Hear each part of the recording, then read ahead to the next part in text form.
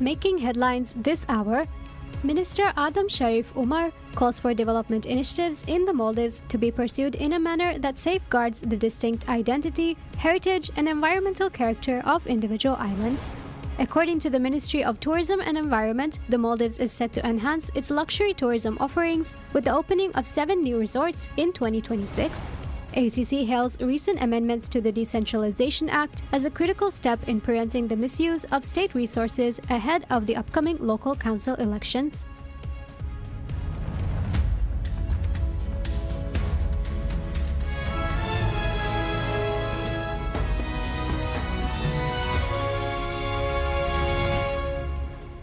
Bismillahirrahmanirrahim. Assalamu alaikum and welcome to PSM News in English with me, Abdullah Ahil. And now the news in detail.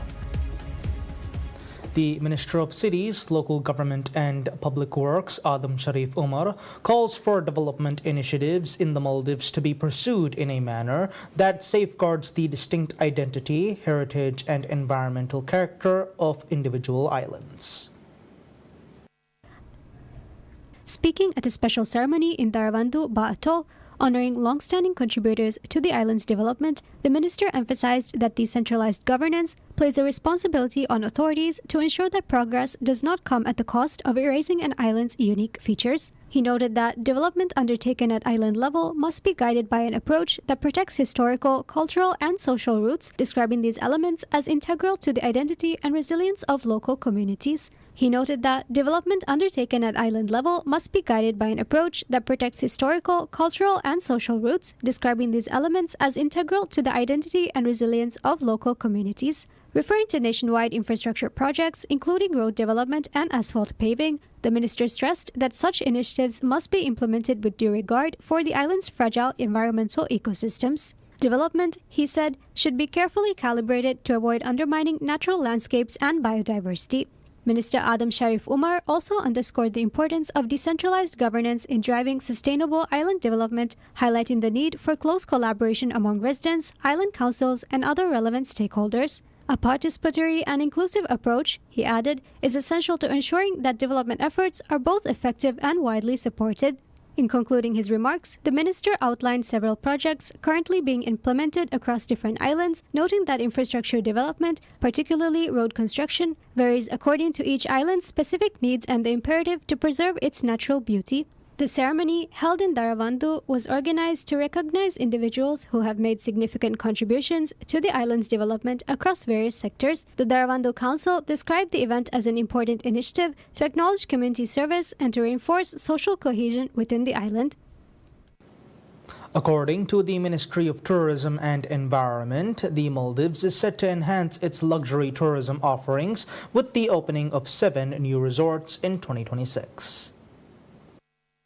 The expansion will significantly increase the country's accommodation capacity, adding to the existing 178 resorts and the 44,697 beds recorded at the end of 2025. Among the notable new properties are the Bulgari-branded resort, Six Senses Kanuhura, and Dinmaga Maldives. Other anticipated openings include Mandarin Oriental Maldives, Soneva Secret in Makunudu, and the 5-star Ural Reef Resort by Basilis, along with Rio Palace Resort. This year's openings surpass the 6 resorts launched in 2025, reinforcing the archipelago's reputation as a top-tier global destination. Tourism statistics reveal that Male Atoll holds the highest bed capacity, accounting for 31% of the nation's total, followed by Alif Dal Atoll with 13%. The industry continues to flourish, with 2025 marking a record high of 2.24 million tourist arrivals, a surge of 200,000 compared to 2024. Visitor spending also reached an unprecedented $5.4 billion, reflecting a 15.8% year-on-year growth. The Ministry of Islamic Affairs states that the deadline to submit applications for the Nur al-Azan or 1446 competition will remain open until the 15th of January. The ministry has opened the competition to participants from all atolls this year, expanding from last year when it was limited to Male City. The competition's main goal is to promote love for Islam and recognize excellence in calling the Islamic prayer. Auditions Competitions will be held in the atolls, with winners from each atoll advancing to compete during Ramadan. The competition will feature 2 rounds, with participants calling the azan in their chosen style in the first round and the top 7 performers advancing to the second round. The Anti-Corruption Commission, or ACC, hails recent amendments to the Decentralization Act as a critical step in preventing the misuse of state resources ahead of the upcoming local council elections. Speaking on PSM News, Raja Mio the program, ACC Director of Prevention, Education and Advocacy, Ali Shamim Adam, emphasized that the Commission has received numerous complaints of corruption and electoral malpractice, including councillors exploiting their positions to illegally lease land, renew contracts, and offer jobs to gain political advantage. The amendment, which came into effect in August 2025, restricts local councils in their final year of tenure from staffing, leasing land or lagoons, and initiating new development projects outside approved plans. Shamim described the changes as necessary, noting they will significantly reduce opportunities for undue profiteering and abuse of power during election periods. The ACC also revealed ongoing efforts to combat electoral misconduct, including joint awareness campaigns with the Election Commission of Maldives, ECM, and other agencies to educate the public about electoral offences across several islands. The Vice President of the Elections Commission of Maldives, or ECM, Abdul Rahman Saleh Rashid, states training election officials is vital to protect voters' and candidates' rights. He made the statement at an event held to conclude a training program for election officials trainers ahead of the local council elections and Women's Development Committee, or WDC, elections.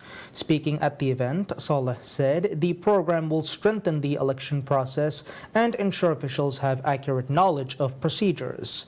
He said trainers are responsible for correctly conveying information to voters and candidates, helping prevent rights violations and the spread of misinformation.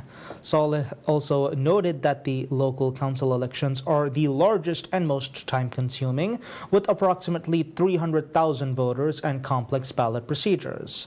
Over 100 trainers were trained in the program held from the 3rd of January to the 9th of January. Those trained under the program will go on to train election officials across the country.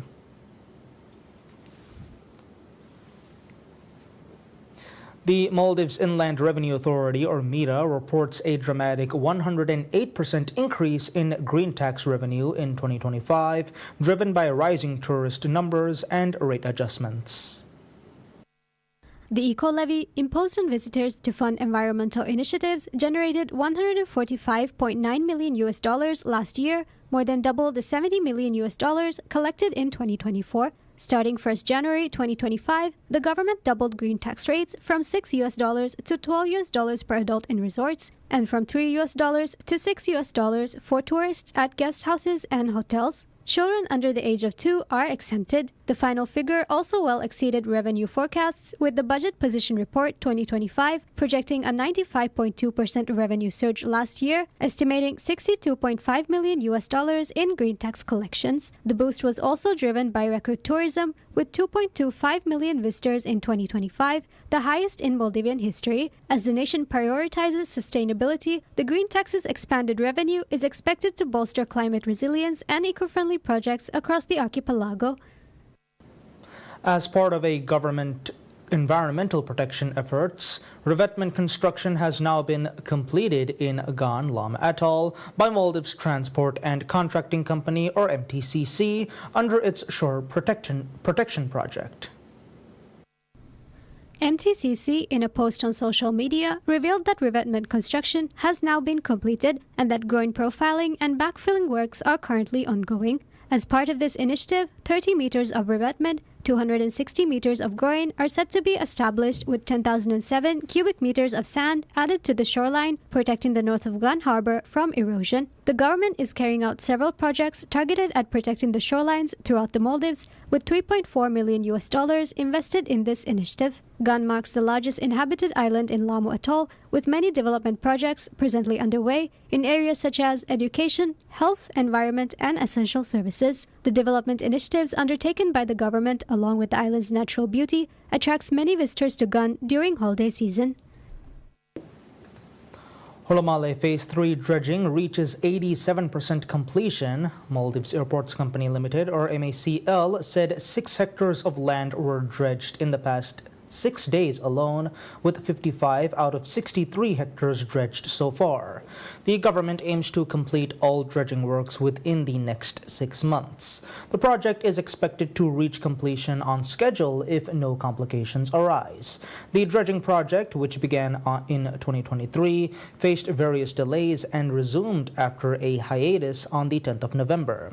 To expedite the final phase of work, the government has deployed 2 large dredgers, including Boskalis' train suction hopper dredger, which began operations on the 28th of November. The Maldives Industrial Fisheries Company Limited, or MIFCO, is on a transformative path amid aims to reduce the financial subsidy given by the government to the state-owned enterprise by 50% by the end of 2026.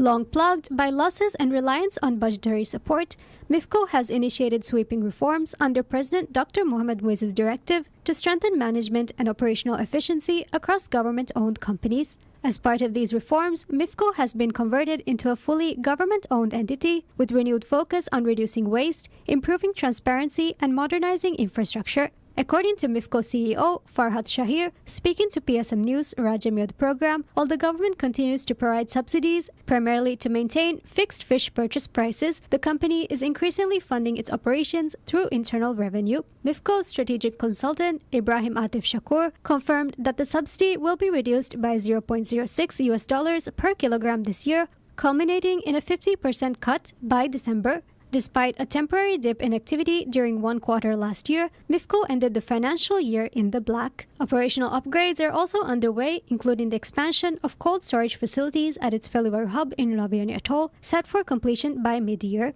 Notably, MIFCO has fulfilled a key presidential pledge by ensuring fish purchased from local fishermen is paid for within 48 hours, disbursing over $63.1 million to date, bolstering trust and financial stability in the fisheries sector. Hungarian coach Istvan Urbani states the change in management of Football Association of Maldives, or FAM, with the election of Ahmed Torik, or Tom, as its president was a pivotal factor on taking on the role of head coach for Maldives national football team for the 3rd time. Urbani said he was extremely happy to have been offered the role once again and accepted it. In an exclusive interview given to a Hungarian news outlet, he said that his decision was also influenced by the fact that he is very familiar with the Maldives. In the SAF Championship final match of 2009, now FAM President Tariq shined brightest for the national team, achieving the prestigious Golden Boot Award. He was also a notable player in SAF Championship 2011 in India. Both these times, Urbani was the coach of the national team. As an experienced Hungarian coach, Istvan Urbani first came to Maldives after SAF Championship 2008. He stated that the Maldives national team played well in both 2009 and 2011, but his proudest moment was when the under-23 team won the Rajapaksa International Competition in Sri Lanka in 2013. He said that it felt like they had won the World Championship and that football is their #1 sport, highlighting the Maldives' excitement and focus on football. He also noted that the Maldives political sphere had previously cast a shadow onto football, resulting in low attendance for matches. He said that there are 40 to 50 talented players ready to be part of the team and that he is designing for the team to the best of his capabilities. He stated that he has a full work schedule as there will be a lot of important matches in February and many competitions beyond that, such as the SAF Championship, to plan and prepare for. Istvan Urbani was brought in as a coach as Ali Suzain and Mohamed Shiaz Mohan, former coaches, failed to bring satisfactory results.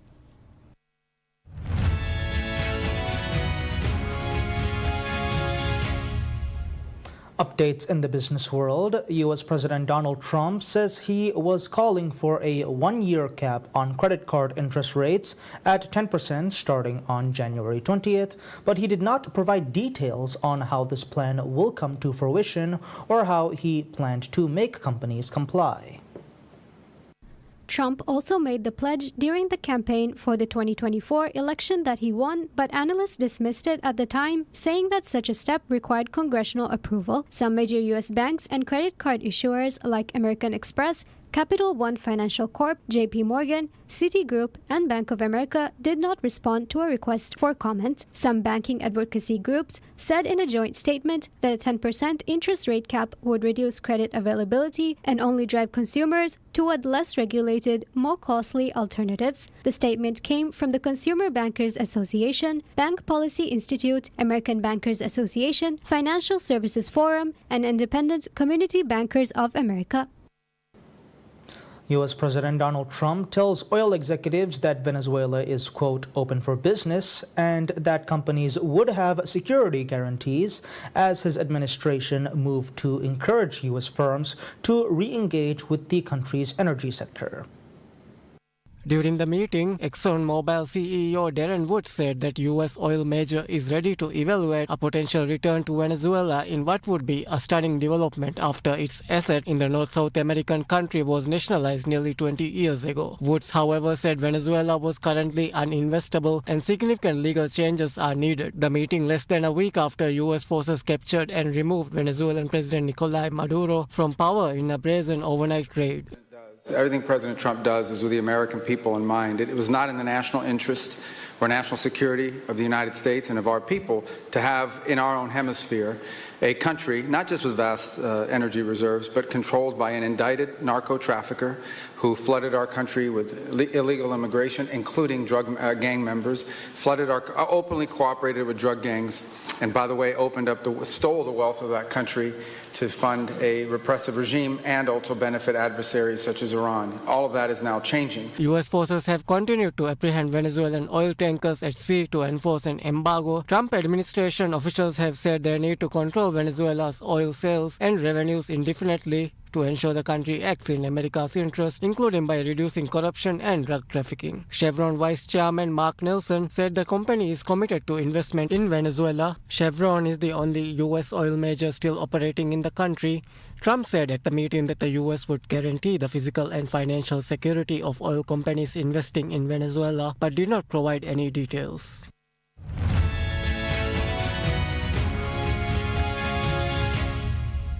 Taking a look at updates on world affairs, Venezuela's interim president, Delcy Rodriguez, announces that her government was exploring diplomatic channels with the United States to re-establish embassies in both countries following the U.S. capture of President Nicolás Maduro in what she described as aggression against the Venezuelan people. Rodriguez said Venezuela would respond through diplomatic means and meet U.S. officials face-to-face with Bolivarian peace diplomacy to defend the country's sovereignty and independence. She thanked Qatar's emir for helping secure the first proof of life of Maduro and First Lady Celia Flores during the early morning hours of the U.S. attack and for facilitating a communication channel between the two governments. According to the State Department, the Venezuelan government statement came as U.S. State Department officials traveled to Caracas for technical and logistical assessments regarding a potential phased resumption of embassy operations. U.S. President Donald Trump said earlier Friday that Venezuela's release of political prisoners was a sign of seeking peace and that he had canceled a planned second wave of attacks. Britain said it was allocating $270 million to fund preparations for the possible deployment of troops to Ukraine after pledging its soldiers this week to a multinational force for the country in the event of a ceasefire. British Prime Minister Keir Starmer, French President Emmanuel Macron, and Ukrainian President Volodymyr Zelensky on Tuesday agreed on a declaration of intent at a summit of the Coalition of the Willing of Ukraine's allies outlining a potential future deployment. Visiting the Ukrainian capital Kyiv, British Defense Minister John Healey said the money would be spent on upgrading vehicles and communication systems and counter-drone protection, as well as ensuring troops are ready to deploy. Britain made the announcement hours after Russia fired a powerful hypersonic missile in what Kyiv's European allies described as an attempt to intimidate them from supporting Ukraine. Macron has said France could send thousands of troops to the Multinational Force for Ukraine, MNFU, aimed at firming up security guarantees to reassure Kyiv. Britain has not said how many troops it would send. Starmer said on Wednesday Britain's plans were still being finalized. Healy said the funding announcement for the MNFU showed the government was surging investment into preparations for Ukraine. We're ready to put British troops as part of a multinational force in Ukraine. Their purpose is to strengthen the Ukrainian forces. They are the best deterrents, the best defense for this country against future Russian aggression.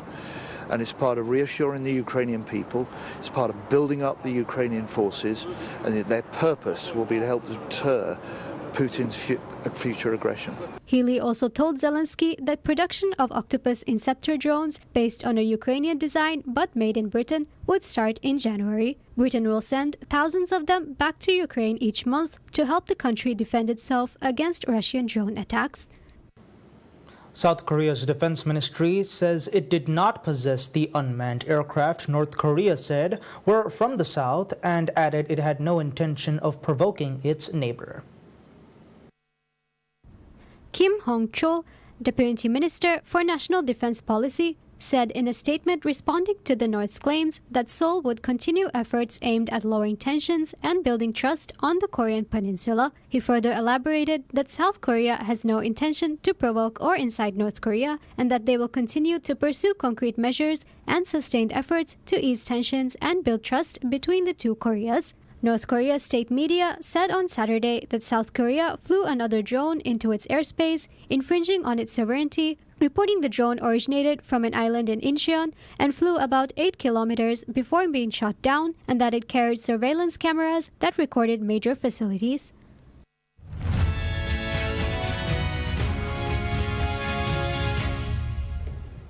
Looking at sports, Qatar's Nasser Al Attiyah leads the Dakar Rally into its second and final week after winning the sixth stage in the Saudi Arabian desert to take over at the top from South African rival Henk Lategan.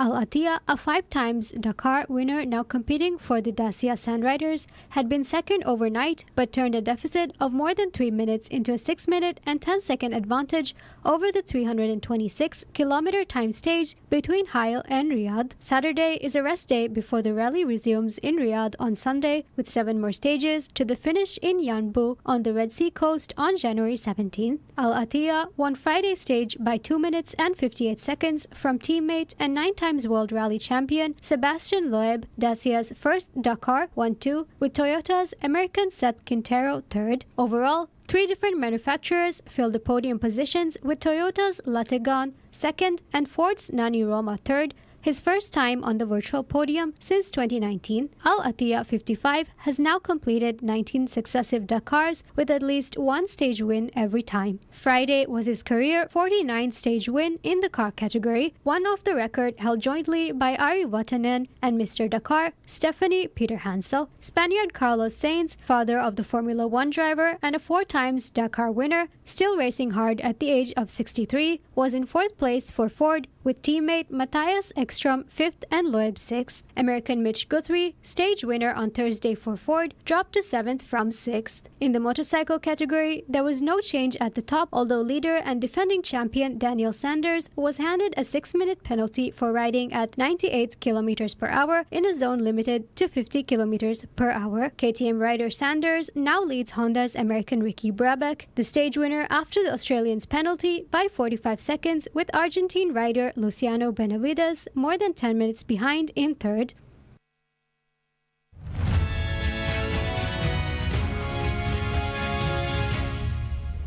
Concluding with interesting news in Turkey, a newly opened rage house piques the interests of local residents in Turkey's southeastern province of Diyarbakir, according to the owner, who is looking to help reduce violent acts in the city.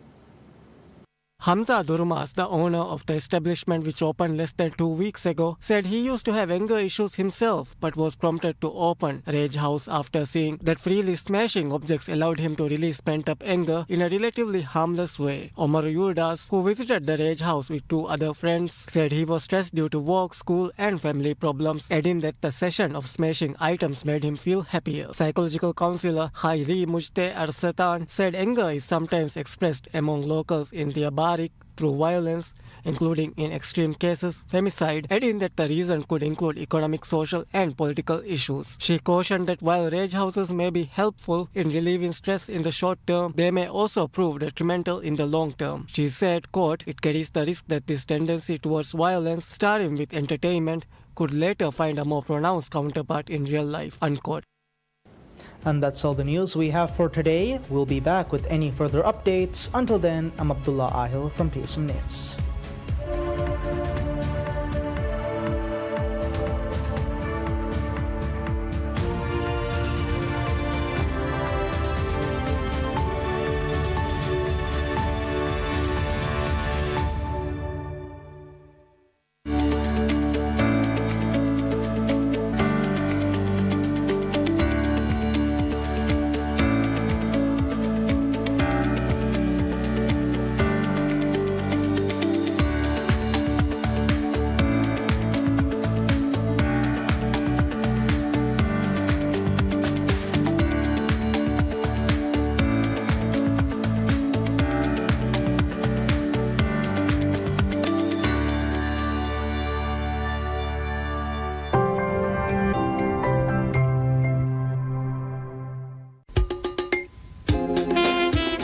ರಮ್ಮೊಮ್ಮ ಖಾಸಕೊಗೆನ್ ದಿವೆರಾಜ್ಯಗಡುಂ ಕುರಿಯಗೆಂದ ಕುರುವಾಹಕ ಮುಬಾರ ಮಿ ರಮ್ಮೊಮ್ಮ ಹುವಸ್ ಮುಬಾರಾತ್ಗೆ ಎವ್ವನ ಲಿಯುನ್ ತೆರಿಯಾಯ ದಿಹಹಾಸ್ ರುಫಿಯಾಗೆ ಫ್ಯಾಸಾಗಿ ನಾಮ trophy දෙවන ලියුන් තෙරියාය හැන්හාස් රුපියාගේ ෆෑසාගේ නාම් අදි තිම්වන ලියුන් ತೆರಿಯಾಯ ಫಸ್ಹಾಸ್ ರುಫಿಯಾಗೆ ಫ್ಯಾಸಾಗಿ ನಾಮ ಮುಬಾರಾತುಗೆ ಎವ್ವನ ಕಿಯುನ್ ತೆರಿಯಾಯ ತಿಂಹಾಸ್ ರುಪියාගේ ෆෑසාගේ නාಮ trophy දෙවන ಕಿಯುನ್ ತೆರಿಯಾಯ ದಿಹಾಸ್ ಫಸතೇಕ್ ರುಫಿಯಾಗೆ ಫ್ಯಾಸಾಗಿ ನಾಮ අදි තිම්වන කියුන් තෙරියාය දෙහාස් රුපියාගේ ෆෑසාගේ නාම් ಮುಬಾರಾತ್ಗ ಬ್ಯಾರುಮ್ಗೆ ಫುರ್ಸತ್ ಮಿಹಾರ್ ಮಿಮನಿ ಹುಳುವಾಲಾಫ ಮುಬಾರಾತುಗ ಬ್ಯಾರುಮ psm.mv website ಗಾವಾ form ಫುರಿಹಮ್ ಕೊರವ್ವ ಮುಬಾರಾತ್ಗ ಬ್ಯಾರುಮಂಗೆ ದೆ ಫೋಮಾ ವಾಹಕ 2026